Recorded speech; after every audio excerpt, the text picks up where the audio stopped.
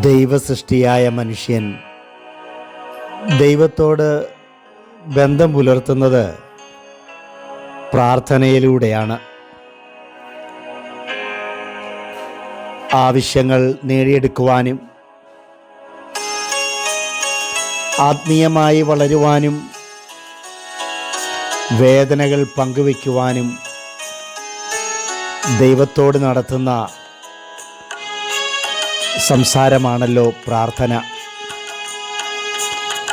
എല്ലാ മതവിശ്വാസങ്ങളിലും പ്രാർത്ഥന സാർവത്രികവും സർവതല സ്പർശിയുമാണ്.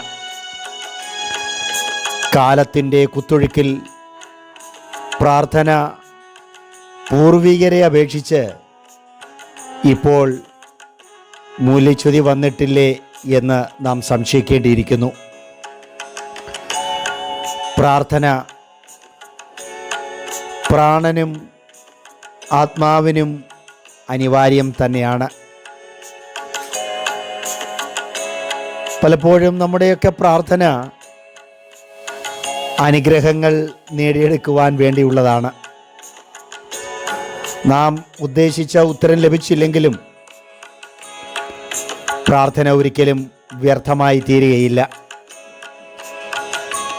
ചിലപ്പോൾ ദൈവഹിതം എന്താണെന്ന് വ്യക്തമായി നാം അറിഞ്ഞെന്നു വരികയില്ല. ദൈവഹിതമായ പലതും ബാഹ്യ ഇടപെടൽ മൂലം ചിലപ്പോൾ തിരിച്ചറിയാതെയും പോയെന്നു വരാം. പിന്നീട് അതിൽ നാം പശ്ചാത്തപിക്കേണ്ടി വരും. ഒരു ഭക്തൻ്റെ അനുഭവം അദ്ദേഹം പറയുന്നത് ഇങ്ങനെയാണ്: സകലവും നേടുവാൻ ശക്തി തരണമെന്ന് ഞാൻ ദൈവത്തോട് പ്രാർത്ഥിച്ചു. എന്നാൽ താഴ്മയിൽ അനുസരണം പഠിക്കുവാൻ ദൈവം എന്നെ ബലഹീനനാക്കി. അനേക വൻകാര്യങ്ങൾ ചെയ്യുവാൻ എനിക്ക് ആരോഗ്യത്തിന് വേണ്ടി ഞാൻ പ്രാർത്ഥിച്ചു. എന്നാൽ ധന്യമായ കാര്യങ്ങൾ ചെയ്യുവാൻ ദൈവം എന്നെ രോഗിയായി തീർത്തു. സന്തോഷമുള്ളവനായി തീരുവാൻ, സമൃദ്ധിയിൽ ജീവിക്കുവാൻ സമ്പത്ത് തരണമേ എന്ന് ഞാൻ പ്രാർത്ഥിച്ചു.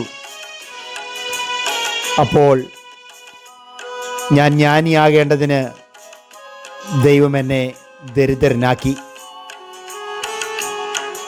മനുഷ്യരുടെ പുകഴ്ച ലഭിക്കുന്നതിന് ദൈവമേ എന്നെ ബലവാനാക്കണമേ എന്ന് ഞാൻ പ്രാർത്ഥിച്ചു.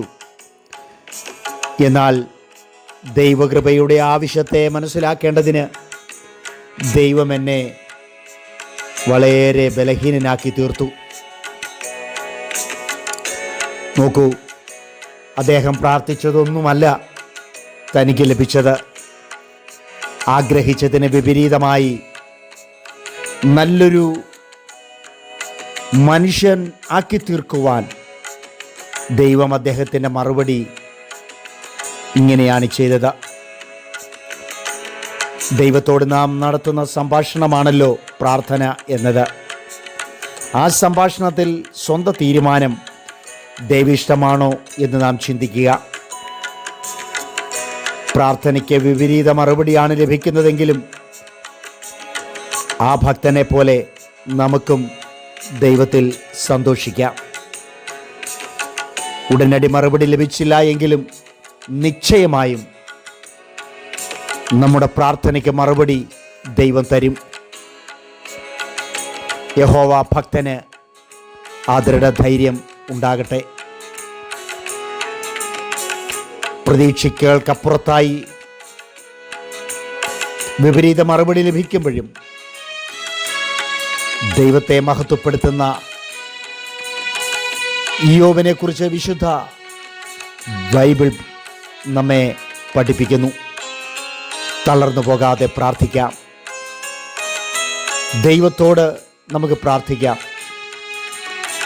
അനുതാപത്തോടെ നമുക്ക് പ്രാർത്ഥിക്കാം. ദൈവം നമ്മുടെ പ്രാർത്ഥന കേൾക്കുമാറാകട്ടെ. ആമേൻ.